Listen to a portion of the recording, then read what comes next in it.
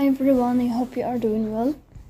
Today we will talk about how to fix or how to solve the problem of clear data on Pixiv. You will click on settings.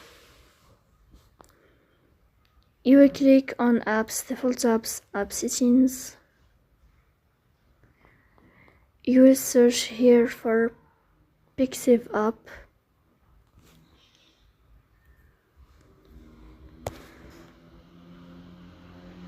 You will go here to first stop and you will click OK. You will enter to storage. You will click on clear cache. You will turn off your Wi-Fi and you will turn on your Wi-Fi again to fix that problem. So please don't forget to support us by like and subscribe. See you next time.